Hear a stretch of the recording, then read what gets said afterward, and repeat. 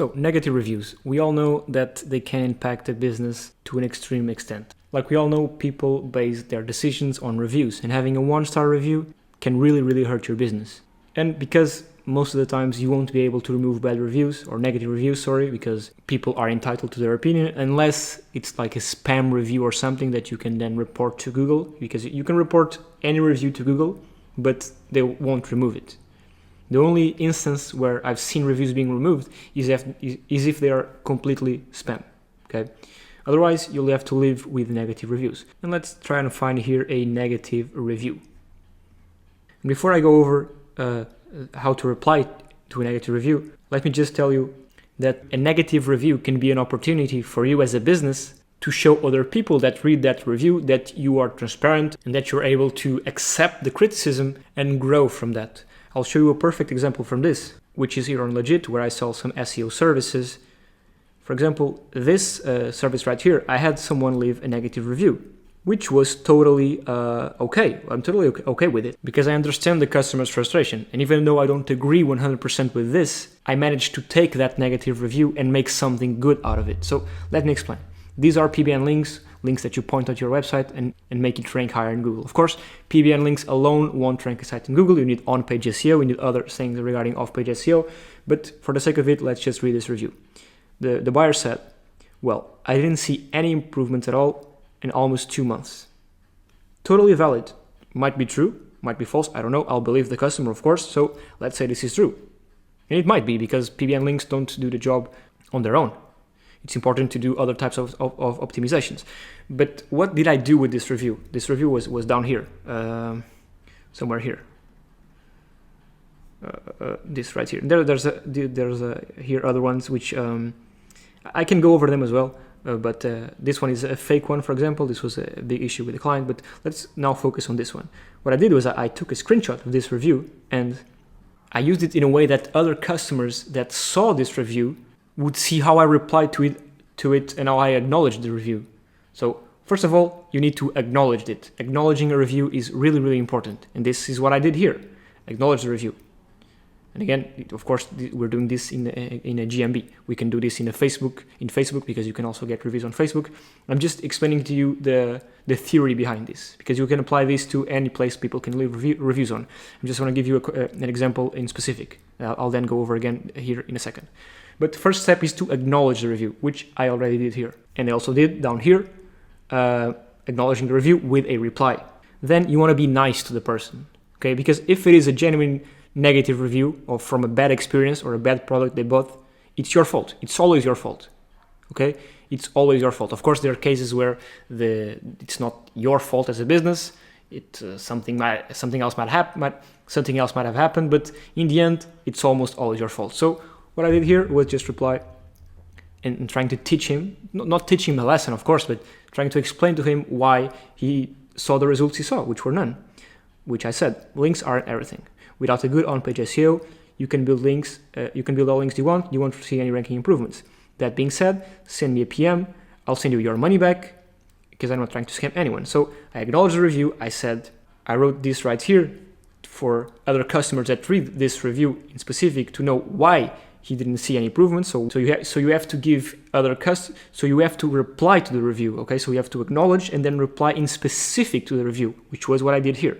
And then you have to give something back as a form of compensation, which again I did. So I said, send me a private message and I will refund you all your money back. So I'm not trying to argue here. I'm not trying to say, blah, blah, blah, you did this bad, you did this good. I'm not trying to argue. I just acknowledge it, explain why, and then offer something in return to repay him. Then this happened here as well above. A customer saying, I can't really remember this one, but complaining of the traffic. Then of course I acknowledged it, I explained it, and I offered for the money back as well, I think.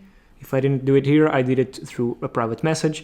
But the goal here is to acknowledge, reply to the review specific. And then on Google My Business, you can't do this. But what I did was take the review and put it up here in the actual service description. So I took a negative review and put it on my sales page. This is not very common, but it's something that I did, something that I chose to do because it brings out the transparency in the business. Let's move out of this example because I think you now understand. So first step is to acknowledge the review. Then it's to actually reply and try and solve the problem they were complaining about in the review.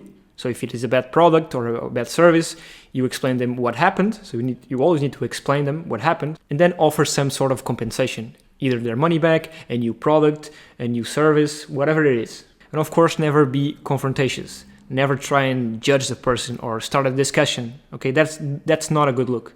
You never want to start a discussion in a public place, in a review, which is a public place anyone can see. So let's go over this one. As you can see, 1-star reviews 5 days ago wasn't replied to.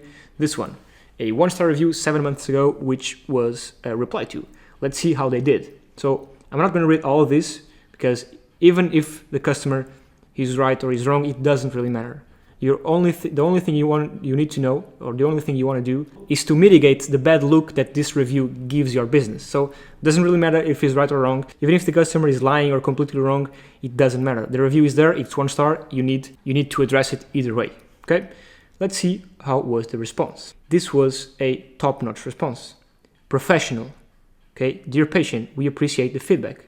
So acknowledge the person and the feedback and say thank you for the feedback. We appreciate it. Even if it's bad or good, false or true, you always appreciate the feedback. Then you go over the situation in specific. We understand that various situations may arise to delay of our patient's arrival to the office. Thus, to accommodate for such occasions, we have set a grace period of 10 to 15 minutes, blah, blah. Basically, they're explaining the situation. Then they offer something. Like I said, it could be a free service, money back, whatever. In this case, they offered to better their business. They say, however, we have discussed our policy with the staff to make sure that no appointment is cancelled prematurely going forward. As you can see, me reading this review and reading the response from this negative review, I look at the business and I think, okay, so they got a negative review, but they're improving on it. They're improving upon it. So they took the criticism and they're improving on it. And this is exactly what you want to do. So acknowledge it, say thank you, offer something, and improve, which was what I did on Legit as well. I acknowledged the issue and I improved on it. And that's exactly how you want to reply to reviews. Never be confrontatious. Never. The customer is always right even when he's not right. They have a couple more here which they don't reply to. I'm not sure why. But if you have bad reviews, you want to make sure you reply to all of them with a complete response. So nothing like this, for example. This is a bad reply. We are happy to announce that we have Wi-Fi available for our patients. Let me just see. Affected, they don't have Wi-Fi.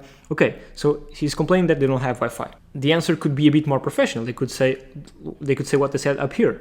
Okay, to this person right here, this way, and then going forward, we have installed Wi-Fi in our facilities, so our customers can benefit from that amenity. So improve upon the criticism. And me reading, and anyone reading these reviews and reading the replies will see, okay, so it's a bad review because they didn't have Wi-Fi, but now they do. So this review becomes somewhat irrelevant to some extent. So I think you understand more or less how to reply to negative reviews. So acknowledge it, even if it's fake or true criticism, good or bad, you also have to acknowledge. Say thank you for the person leaving the review. Reply to the actual issue the person is complaining about. Offer ways to fix it, or say you fixed it and how you did it, and try and repay that person back with their money back, new service, whatever. And this might seem like something you don't even want to bother with, but it's really important because having a bunch of negative reviews, first of all, without replies, it's bad. And with bad replies, it's even worse. With confrontations replies or with angry replies, you don't want to do that. You always want to reply and know how to reply. Yeah, that's it in regards to negative reviews. I hope you really do implement this because it's really, really important.